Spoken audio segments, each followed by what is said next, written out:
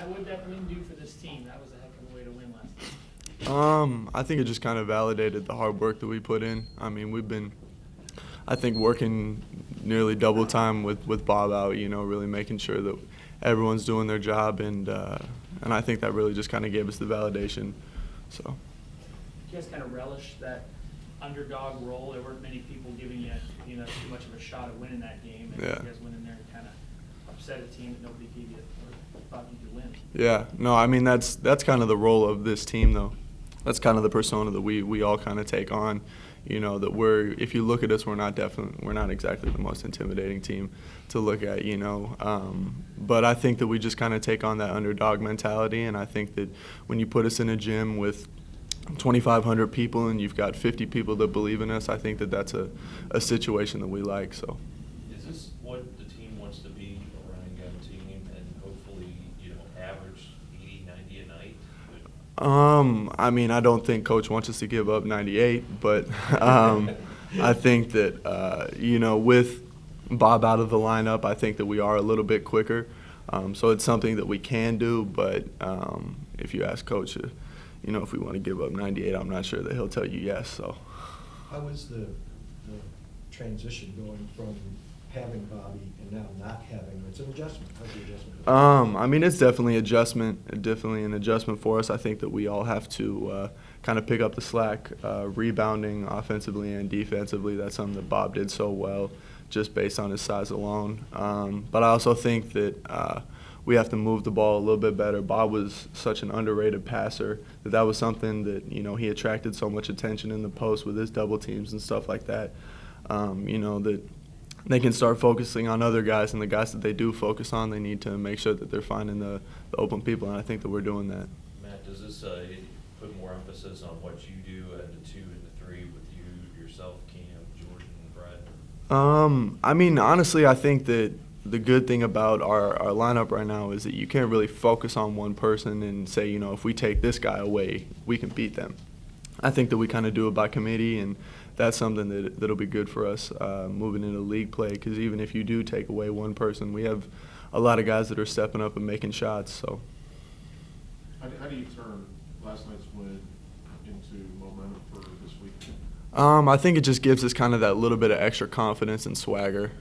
We know how highly regarded Oakland is in the league, and that's a win that's going to turn some heads. And I think also for us, that puts us in our mind that we can beat anybody in the league when we come to play. So.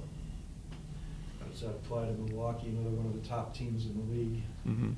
What do you have to do against them to keep it going? I mean, I think for us, we keep playing our game. We rebound the ball strong. We defend well. I think that those are two big keys. Obviously, we've been shooting the ball well lately, so we keep shooting the ball well. I think we can beat anyone. Obviously, you said 90 points. Mm-hmm. Is a little bit of concern too. What is it defensively? Does you have to bubble down? Coming into Thursday's games. I think for us, the biggest thing is making sure that we clean up the glass. I think we've been giving up a lot of offensive rebounds lately, and that's kind of on the backline guys in our zone. So I think that we make sure that we take care of that rebounding stuff, don't give second chance opportunities, we limit our turnovers, and we should be all right. What was it like seeing Jordan's performance out there, Jordan Kaufman's Mm-hmm. performance? I mean, I think it was really nice to see him, kind of do what we all know he can do. He got a chance to get some big offensive rebounds and big buckets. I mean, and that was just him, being in there and being 7 foot and being bigger than people. I think it was really cool to see him play the way that we all know he can play. And yourself, I mean, just having your performances you've had the last couple of games. I mean, for me, I'm just doing, what the team needs me to do, shooting the ball when I'm open, and I've been lucky enough to knock some of them down, so can't complain. Can last night's win kind of be kind of a rocket, maybe to say again? Yeah, I mean, I think that lately we've been kind of searching for an identity. Just a couple losses in a row, that kind of stuff. But I mean, we've certainly played we went through the gauntlet. We played, some really good teams, and I think we came out on the other side and realized that, when we play our game, we can play with those kinds of teams. And so, last night was one of those things showing that we can play with anyone and beat anyone. when we play our game. So. At the end of last night's game, being on the floor, did you know that he beat the clock? Was the team confident that? Oh, I had no question. I knew that the ref messed it up because the shot clock and the game clock were so close.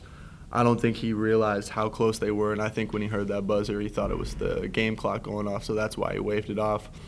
I think there was like 0.7 or 0.5 difference, and I knew that if Jordan tapped it, there was no way it wasn't good. So.